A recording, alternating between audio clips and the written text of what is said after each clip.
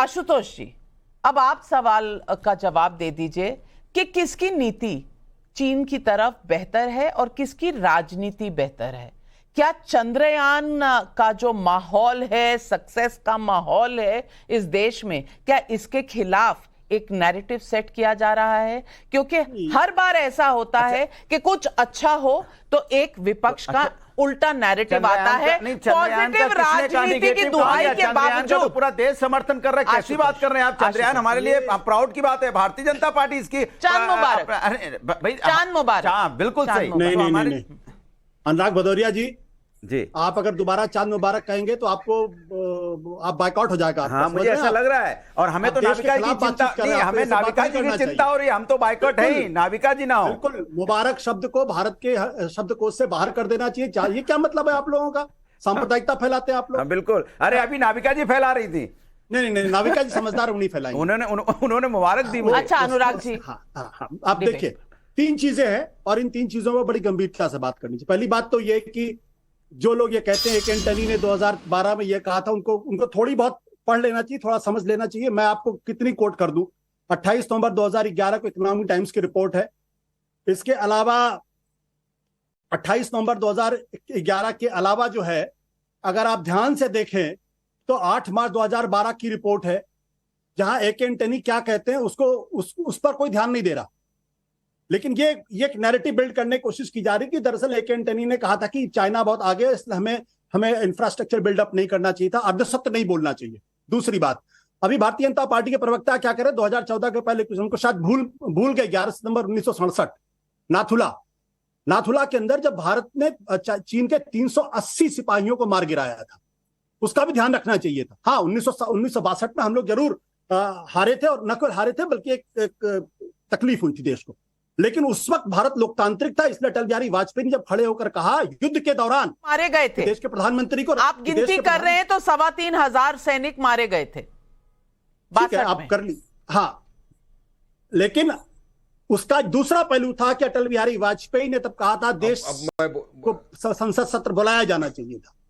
आज देश के प्रधानमंत्री भारतीय जनता पार्टी से अगर आप कहिए संसद सत्र बुलाइए, तो वो कहते हैं कि आप लोग भारत की सेना को सेना का मान खराब करते हैं। हकीकत यह कि अगर पार्लियामेंट्री डेमोक्रेसी है तो भारत के प्रधानमंत्री को यह बताना चाहिए, स्पष्ट तौर बताना चाहिए, ऐसी कौन सी मजबूरी थी, ऐसी कौन सी बात थी कि आपने ब्रिक्स में चीन के राष्ट्रपति से मुलाकात की। क्या भारत ने इनिशिएटिव लिया था या चीन ने इनिशिएटिव लिया था? इस बात का खुलासा होना चाहिए। ये जो प्लांटेड खबरें आती है ना, इन प्लांटेड खबरों पर मेरी कोई आस्था होती नहीं है। भारत की सरकार की तरफ से स्पष्टता आना चाहिए, अन्यथा सब लोग चीन की बातों को सही माने।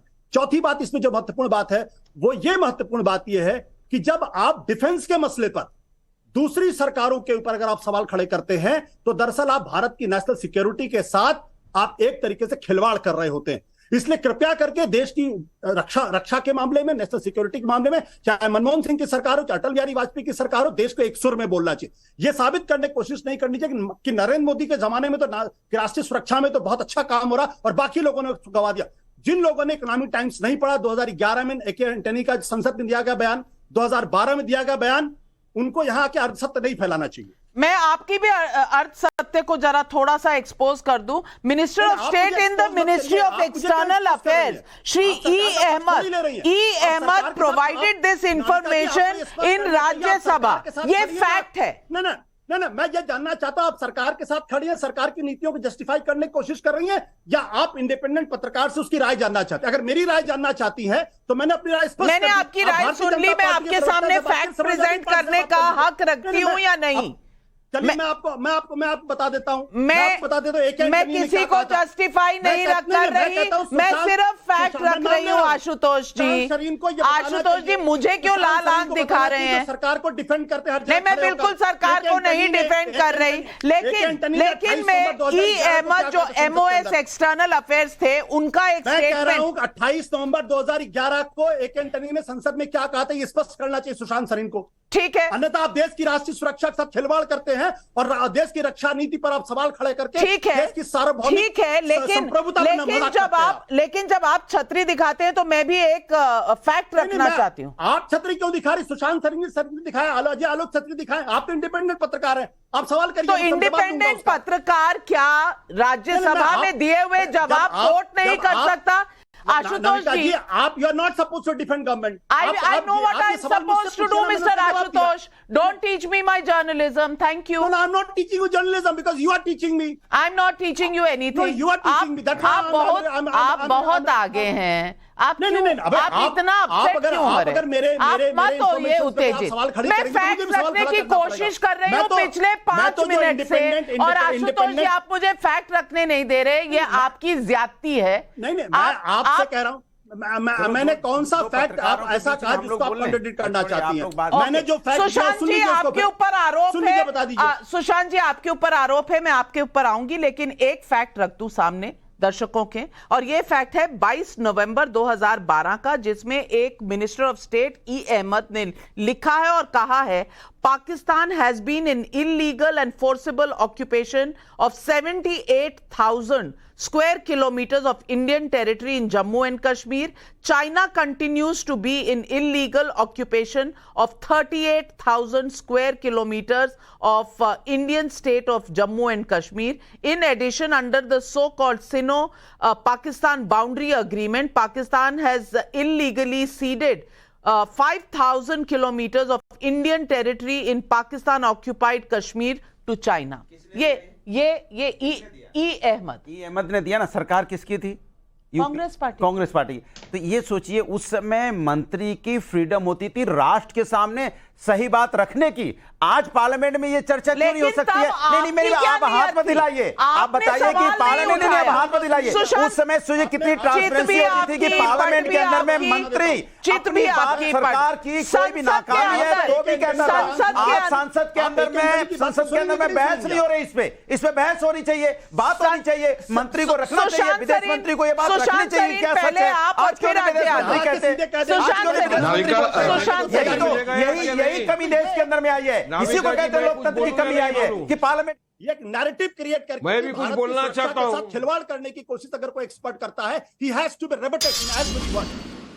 अच्छा नाविका, अब दो चीजें। एक तो अनुराग भदौरिया जी को मैं ये बता दूं कि मुलायम सिंह यादव ने जो कुछ बोला था वो कहा था, लेकिन सबसे पहले जो एक सबसे बड़े वरिष्ठ नेता थे और उस समय रक्षा मंत्री थे जॉर्ज फर्नांडिस, उन्होंने सबसे पहले इसकी निशानदेही की थी कि भारत का सबसे बड़ा जो दुश्मन है वो चीन है, और ये लगभग 2001 या उससे भी पहले की थी। और जब उन्होंने ये कहा था तो ये तमाम जो लेफ्ट वाले लोग थे उनकी जान के पीछे पड़ गए थे कि आप चीन के साथ हमारे रिश्ते क्यों खराब कर रहे हैं।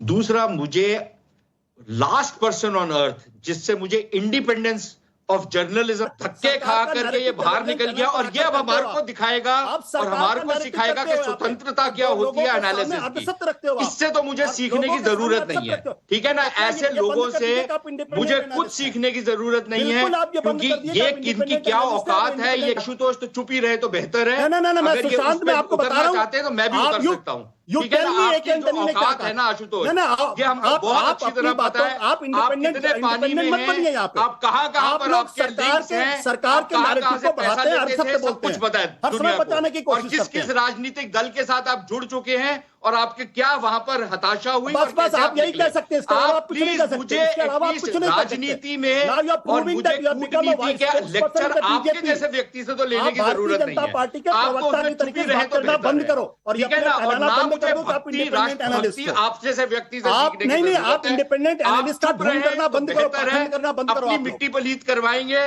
और आप पाखंड करना बंद करो। आपका जो पाखंड है वो सारी दुनिया देख चुकी है। नहीं बैठा आपकी एक मिनट चीन की डिबेट, पर्सनल कमेंट्स नहीं। मैं दोनों से कहती हूँ, आप लोग सभ्य व्यक्ति हैं, दोनों एक्सपर्ट्स हैं, प्लीज एक दूसरे के ऊपर ऐसी टिप्पणी करने से बचे।